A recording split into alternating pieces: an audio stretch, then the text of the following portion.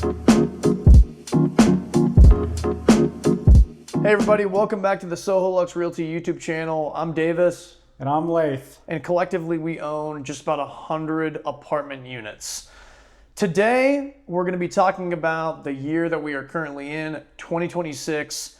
We're gonna be covering predictions. We're gonna be dishing out some advice for you guys that are listening in terms of how to be successful, how to make money, and much more. So as always, if you like the content, be sure to like the video down below. Subscribe to our channel. Let us know that you're watching. Share it with someone that may like the information or appreciate it. Yeah, comment and let us know your thoughts. So, Laith, to kick things off, are you excited for 2026? I am very excited. I think it's going to be a big change from 2025. I know going into 2025, we thought we were going to have our best year yet, and that turned out to be one of the worst years yet. But a lot of the indicators that we're seeing right now, I truly do believe 26 will be a great year for not just us being in real estate, but for all businesses, as long as no world wars break out and everything kind of goes as planned. And I kind of want to use this video as this is probably going to be our first video of 2026 to, at the end of the year, look back at our predictions that we're going to be staying now, and see if we're on the money or if we're completely way off. And I guess the biggest question right now, I know we always talk about rates, is what do you think rates are going to be at the end of this year? Do you think once the new Fed chair gets elected that they're going to, I think Trump said he wanted to take it down another, 150 basis points or 100 basis points by the end of the year? It was something, that was pretty aggressive. Which we would love to see, but I don't know if it's feasible. Obviously, he's not the one slashing the rates, but he has some control. But what do you think at the end of the year we're going to be at? And I know we did this in 2024, and we were both way off, but I think I like doing this. And I was thinking more like 200 basis points of cuts. Yeah. I mean, maybe it's crazy. I don't know. I mean, trying to think about how that would that be? So that'd be a half a point a quarter, right? 4 quarters. Yeah. So who knows? I mean, that's just the random figure that popped to my mind. I don't know if it's right or not, but what do you think? I think year round, I would say 150 basis points. That would put the 10-year at what? 2.5? No. Yeah, 2.5. 150 basis points. So I think at that rate, everything explodes in this economy. And, while we're not, what's the word? Economist or English teachers for this sake. But I truly would like to see a rate below, or the 10-year below 3%. Historically, that's when, things were moving and shaking and everyone was making money, whether it was real estate or, your traditional mom and pop businesses, or vendors or whatnot. So I say 150. Davis says 200. We'll see who's right. You want to do a little friendly wager on this? $5? Okay. $5. Who's closer or who's right? Who's closer? Okay. So going off of that, what would your advice be to the listener? Like if your prediction's right, let's just say, and someone's listening right now, like what advice would you give to them based on that?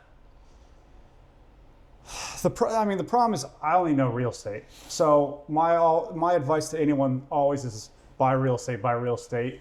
So I probably sound like a broken record always saying this, but if I was you right now in 2026 and your stock, you're heavy in stocks, I would start selling off, some of it and diversifying. And I don't know what the best funds are, but to me, I only know real estate, and that's all I can preach. But if I was someone in 2026 that had a lot of money in stocks, I'd sell them off and buy your first deal, or partner with someone on their first deal, and diversify on that side of things. So what about you? Well, I was just going to say it's kind of a nice segue in a sense that you read recently about the proposed ban / restrictions on big institutions buying single family houses in the United States. So let's just say I'm a person that's potentially looking to become a homeowner in 2026. Considering that information, would you, in the hopefully imminent rate cuts, would you advise that guy or gal to go out and look for a house now because of this, restriction on the institutions, or how do you feel about that? See, I don't follow the single family market well enough to, give a reasonable answer on this. I mean, just going off the top of my head, I would say with this, if this ban does go into effect and home buying becomes a lot easier for your everyday people, I only think that will help the appreciation curve when it comes to single family homes. I know nowadays with these corporations buying up all these homes, it takes away the affordable aspect, piece of housing, because they're not buying, $1 million homes. They're buying those DR Horde and $400,000, stick built. Actually, let me not say anything bad, but they're buying those $400,000 starter homes, buying up as much as they can, and then renting them out for $2,500, $2,800. So I think affordability will be back, and I think when your average homeowner is able to enter into that market of the $300,000, $350,000 starter homes, I do think that will help on the appreciation side of housing when you're not having a conglomerate buy up every single piece of affordable housing in America. Yeah. So I do think my guess it would help. Yeah. I mean, I'm not expert in that, but simple economics, I guess. I think it's good news if you're out there looking to buy a house because, affordability. I mean, I think the prices are probably just going to keep going up with the rate cuts. But I also think, to Late's point, it's if you're not competing against basically a pocket that has no end, right? For the same product being the single family house, then it certainly increases your chances of being awarded the home and being able to buy it and live there. So I think it's good news for the average American. So in 2026, if you're looking to go out there and buy a house, my advice is always, hey, wait until that interest rate's as low as humanly possible, or you think you can possibly capture it, and then go ahead and make your move and buy the house and live there. Now, going. I know we just talked about residential, but going on the commercial side of things, what is your prediction that's going to be the hottest asset class? I know 22 was multifamily. Yeah. 23 it still was, multifamily for the first quarter, and then it was industrial. Yeah. And last year was the year of iOS. What do you think this year? Everyone's going to, jump on board and start buying up like no other, and it will be blown out of proportion. It's a good question. I think it really depends on like what segment of the market you're talking about. So like smaller properties, I think it's going to hold steady as industrial. Okay. Small bay, flex buildings, traditional industrial buildings.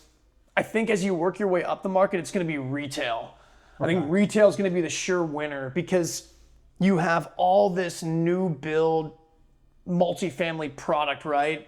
That's often accompanied by a retail center, and they're going to get the lift from all of those new tenants moving into the building and all of a sudden being right around the corner. Yeah. So, hey, could be wrong. That's kind of just like my thoughts. So I think, like I said, up market in terms of like deal size, I think grocery anchored retail will be the winner. Yeah. And I think down market, like I said, it's going to be the mom and pop business owner type office environments where it's like, hey, I have my business running out of here. I got a warehouse. Maybe I get a little office component. Yeah. And that's where I make my living, especially with, business kind of being circled back to the United States through the tariff initiative. Folks are more incentivized now than ever to produce out of here, the United States. So I think that trend will trickle down. I hope, yeah. Small market. Yeah. Yeah, I'm still uncertain.